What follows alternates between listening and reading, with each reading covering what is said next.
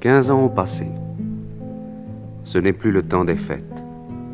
Le vestibule de la maison de Fémien a repris le ton grave des premiers jours. Plus de tapis, plus de plantes vertes, plus de guirlandes. Il semble que les choses aient autant vieilli que les gens. La porte de la rue est close, il fait sombre. Le pauvre, soutenu par Dame Émilie, descend péniblement l'escalier. Émilie, qui a maintenant près de 50 ans, a gardé sa grâce, la pureté des traits et même un rayonnement juvénile. Son visage s'est plutôt spiritualisé qu'altéré. Elle est en noir. Le pauvre, usé par le jeûne et la maladie, a déjà la barbe et les cheveux gris. Il a l'air d'un mort, mais ses yeux vivent avec une force plus belle.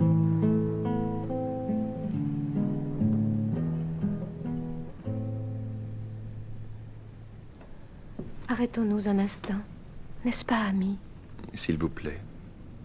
Vous vous sentez plus mal? Je n'éprouve aucune souffrance. C'est une lassitude profonde, comme si je n'avais plus aucune force de vie dans mon pauvre corps. Un corps d'infirme est une suggestion dérisoire.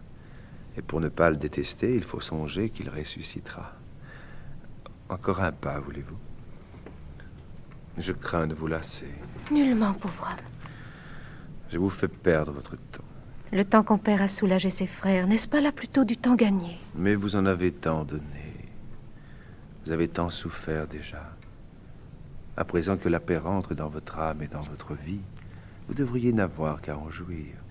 Je voudrais pour vous un parfait repos, dans la prière et la louange. Nous ne devons compter sur le repos que dans la mort. Vous devriez vous étendre un peu.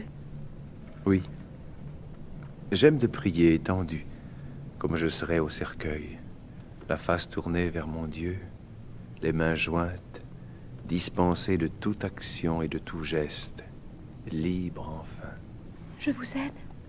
La main seulement, s'il vous plaît. Merci. Vous aurez ce soir du bouillon de poule. Promettez-moi de le boire. Mais oui. Vous cultivez ma gourmandise. Vous prenez tant de soucis de ma guenille. Il est temps pour moi de la déposer. Je ne le veux pas. Ce sera pourtant. Et Dieu, lui, semble le vouloir. Est-ce possible? Je ne dois rien vous cacher, mon ami. Permettez-moi de vous donner aujourd'hui ce nom. Cela ne tire plus à conséquence. Quand me quittez-vous donc? Aujourd'hui. Quoi, si tôt? Ou plutôt peut-être encore que je ne le pense. C'est pourquoi il n'y a plus lieu de me ménager. Voulez-vous que nous parlions une dernière fois d'Alexis? Nous l'avons un peu négligé dans nos causeries. Son nom était toujours sous-entendu. Que devient-il? J'imagine qu'il se repose en quelque coin, ayant rempli sa tâche dans la mesure de ses forces. Ce n'était pas un homme fort, n'est-ce pas? Est-ce que je me trompe? Plus tendre que fort, c'est possible. Oui. Je l'ai très peu connu.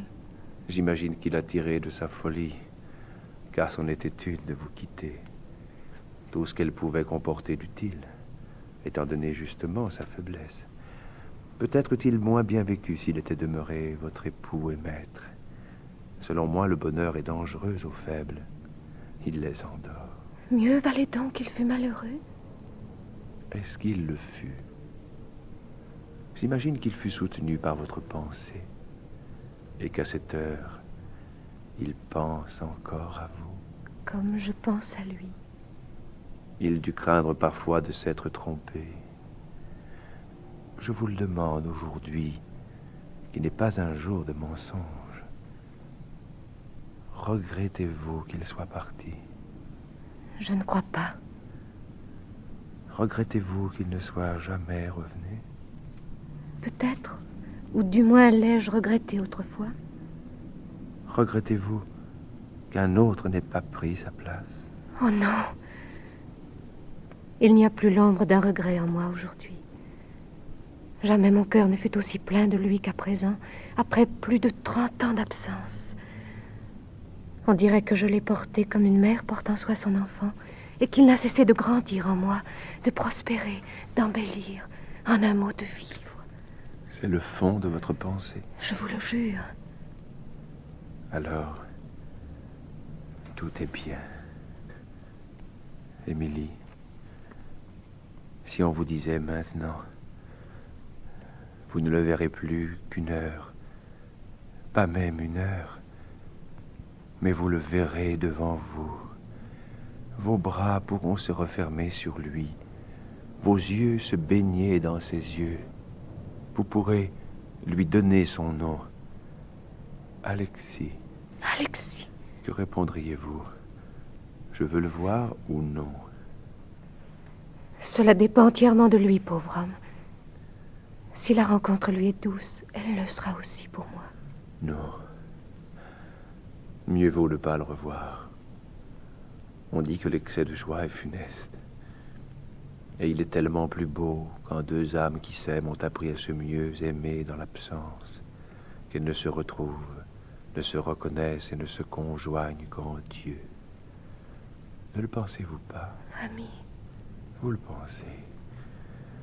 Priez donc pour un pauvre qui n'a pas de nom sur la terre et qui s'en va en murmurant le vôtre, Émilie, comme s'il avait le droit de vous aimer.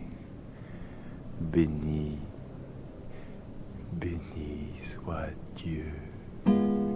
Monseigneur, Alexis!